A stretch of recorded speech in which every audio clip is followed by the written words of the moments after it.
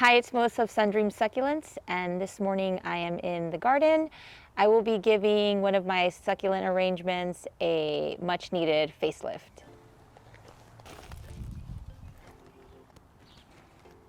As you can see, this planter is in desperate need of a makeover.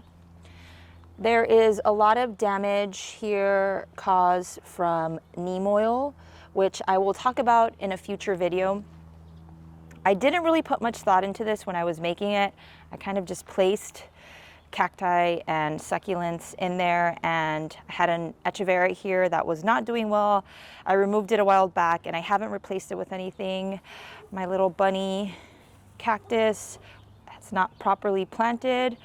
It has fallen a few times and I haven't bothered to properly plant it, so I will definitely be doing that today.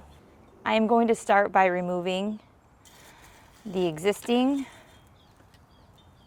succulents, and I'm just going to place them to the side because I will be using them for something else, and these guys are going into rehab because they are not doing well. I didn't need to use the shovel for this one.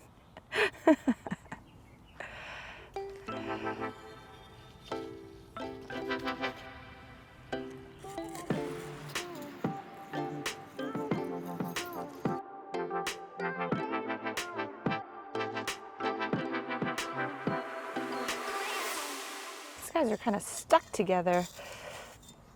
All right. I think the roots attached to each other. I'm gonna have to break them. So all of the succulents and cacti are out, and I'm not going to be adding new soil into the planter. I'm just going to mix what I had in here. I had added some red lava rock, so I'm just mixing it into the existing soil. These are some of the new plants I will be using.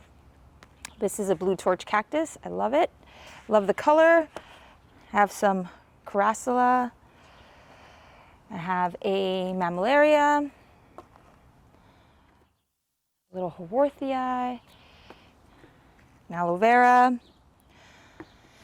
I have some black smooth pebbles that I ordered online, and then I also got these small decorative rocks that I will be adding. Oh, and finally, I will be using this little jar, terracotta jar. I'm going to start by placing the terracotta jug in the center. I'm going to dig a hole in here.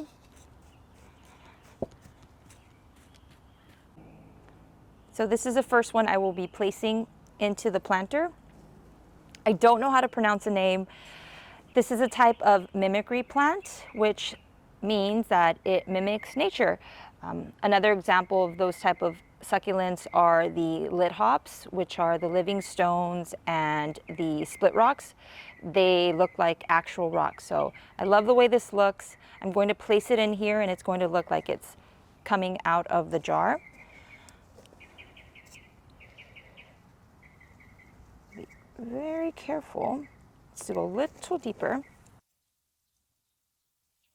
There. Next up is the blue torch cactus.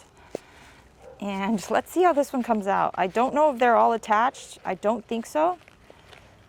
A little nervous because the thorns are pretty sharp. There it goes. Ow. I'm going to be placing it here, and I know there's a lot of soil on it, but no, that's not a problem. I am going to be cleaning it either way. And then I'll use this tweezer to kind of shift it because there are spikes at the bottom also. I learned that just now. Okay, that looks good. Now I will add the soil back in to keep it in place. Up next is my bunny cactus, and had an accident, but we're going to flip it over and I will clean it. This guy is just not having good luck. It just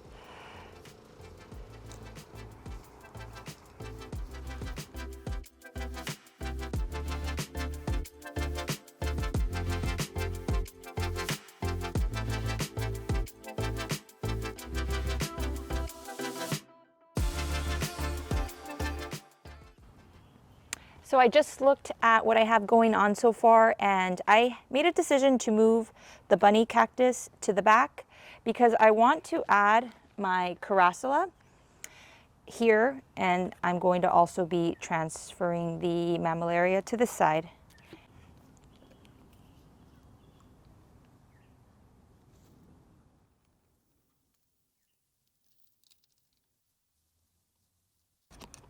And remember that when it comes to your succulents and cacti arrangements, nothing is set in stone. So you can shift, you can move things. They're really resilient, and that's why I love working with them. I am bunching up my carassula and placing them right next to the jug where I initially should have placed them. All right, these guys are pretty flimsy. Hey. Aw.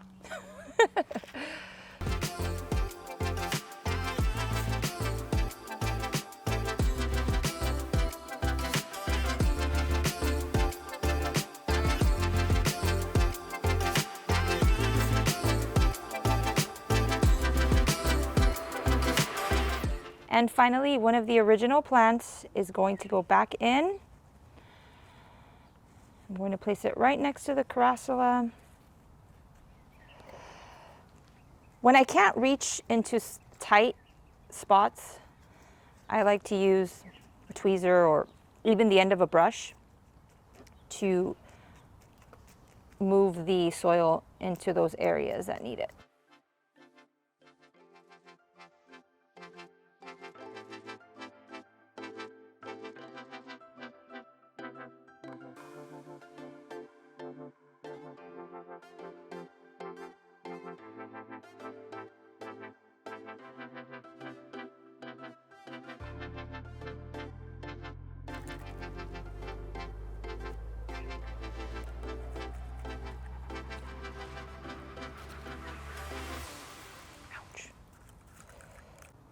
I am really happy with the transformation. Let me know what you think in the comments below.